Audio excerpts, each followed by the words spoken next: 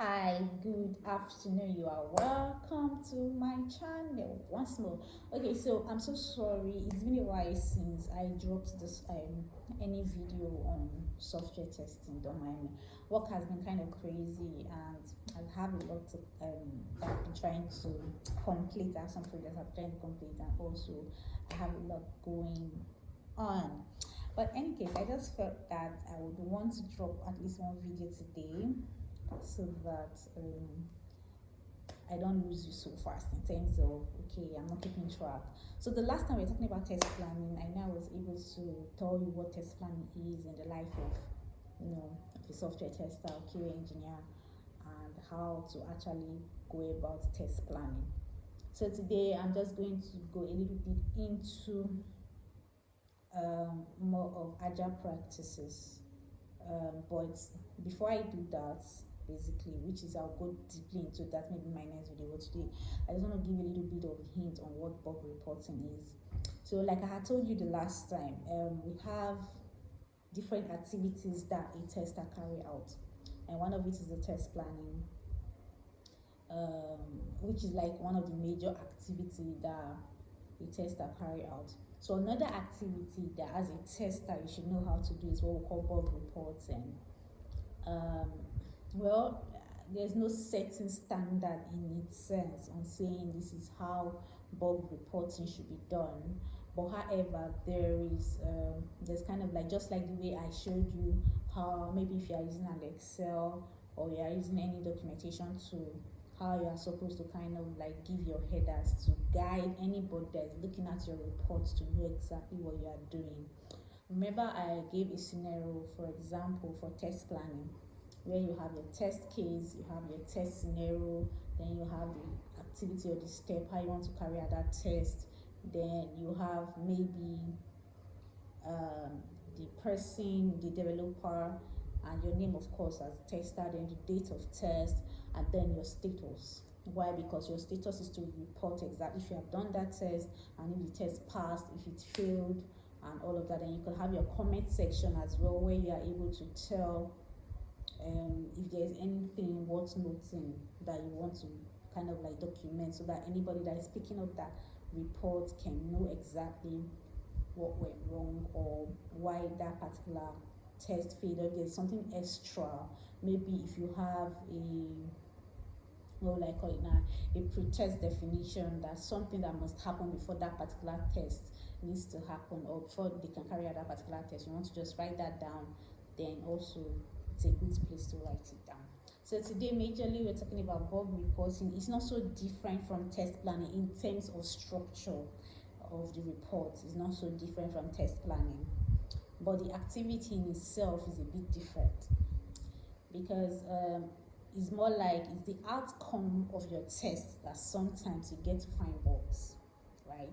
So more like sometimes, not all the time, sometimes your testing can lead to bug finding and all of that. Then sometimes even trying to kind of like check for bugs in a particular software product can also help you to go back to test planning, meaning it's possible that there are some items that you were supposed to test before that you didn't test, or maybe there are some scenarios that skipped you for one reason or the other, or maybe there's a scenario you were not really it didn't really come to you at that time. Maybe you didn't do so much of a holistic test and all of that at that time, so because of that you didn't you weren't able to test that scenario. So sometimes in trying to kind of like for an application, let's say your application, in trying to kind of use that UI, or trying to look at different aspects of that UI, you might be able to find some bugs, and from there you might be able to identify some test scenarios that you didn't even test before. So it can kind of like, one can lead you to the other really. But at the end of the day, what exactly happened is, at the end of the day, it's all about testing. You're testing something, you're actually checking something, you're looking at something, you're testing something, and that's what led you to at each of this thing. For example, you're doing a test plan because you intend to test for something, right? Test against the requirement. Bug finding, because sometimes bug finding, your application could meet the standard in terms of requirements, let's say the product team has come with their requirements and the development team has developed that product based on those requirements, right? Now, in terms of does the product carry out those requirements, it could be a yes, right? For example, let's say the product team comes to tell you that dev team wants you to develop a project or a product rather, wants to develop a product that you can sign in, and then when you sign in, it takes you to a particular website, and in that website, this is what you can do. That is what they told you. It's possible that you have developed that particular software and people can sign into that software, people can do those activities.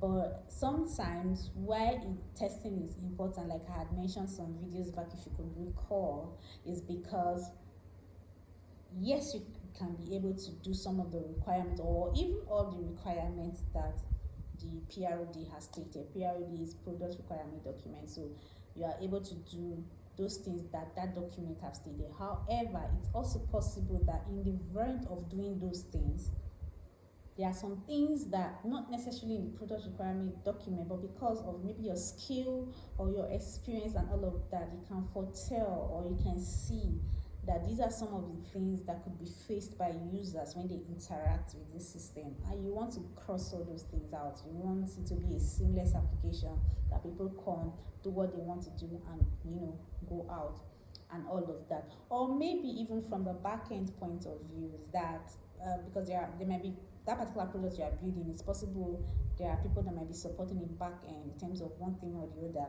and then you want the company to know, to kind of like have an audit, or you want the company to be able to tell exactly when something goes wrong. So like error reporting, for example, if you are getting a certain error status, you want it to be reported so that the engineer or the back-end person, anybody picking it, can understand that, oh, okay, this is what happened that made this thing to act the way it acted. So all those kind of things can not necessarily be on the product requirement document. Those things are things that are built based on skill, based on experience, as you just grow into the career.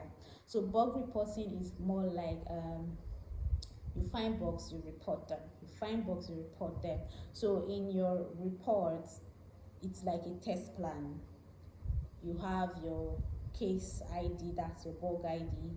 You have maybe the name of the bug, or what you want to call like the name of the bug. Maybe instead of, you're not supposed to be able to log in when you have a wrong password. But however, you tried it and it worked, so that's a bug. It means that authentication is not working properly. If you can log in without proper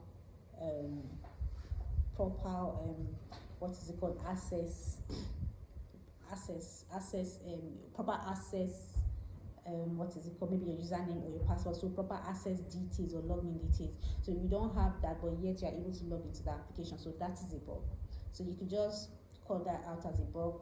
Then you could put the environment. You can find bug in different environments. Let's say it's possible that there's something you have found out that if you use a particular application on maybe Chrome web browser, for example, it's acting differently from how it's acting on a Mozilla Fox or something. Maybe the application is supposed to act the same way across boards, at least in terms of functionality, but it's not working like that. So that's a bug. So you need to find out why is it. Could even be a resolution, so you name it, then the dates, then the status in terms of open is like your first status when you find a bug. It means that bug is open, meaning it has not been treated, it has not been fixed by the engineer, so it's open. That also have to be in your report. The date of reporting, that's the date that you found that bug and you have documented it. Then you also have the closing date as well, meaning the date that bug was fixed and closed out. So you also have that. Then you have the name of the engineer that closed it. Your own name has to be there as well. There may be comments or any additional information you wish that you want to add into that report. That's basically in theory. In theory, that's how you do bug reporting. Really, it's just all about looking into a product, finding out what's going on, finding out if there's an issue with it, looking at every angle as best as you can, more like using it's like using a more what is it called, a big lens to look at a magnifying glass to kind of like look at every single detail of your application to ensure that it catches those things. So I hope you enjoyed the session today. About bug reporting. Like I said, the beginning part of all these videos are all about just theory, just talking about what software testing is, so you kind of like get hints of what we do or the things we carry out or some of the activities and all of that that we get to do as a software tester. So as we go in, as we do more videos, it's going to span through a long period of time, like a long period. So as we go and all of, we are going to be diving hopefully into more practical terms, getting used to some terminologies, maybe hopefully trying to do one or two practical testing scenario as well. Thank you so much for tuning into my channel. I hope you enjoyed it. Do not forget to subscribe just in case you have not yet subscribed to my channel, or like, please. I love it when you like. I love it when you comment. So please don't hesitate to do all that if you can, when you can. Please just try. Thanks so much. I'll see you in my next video. Bye.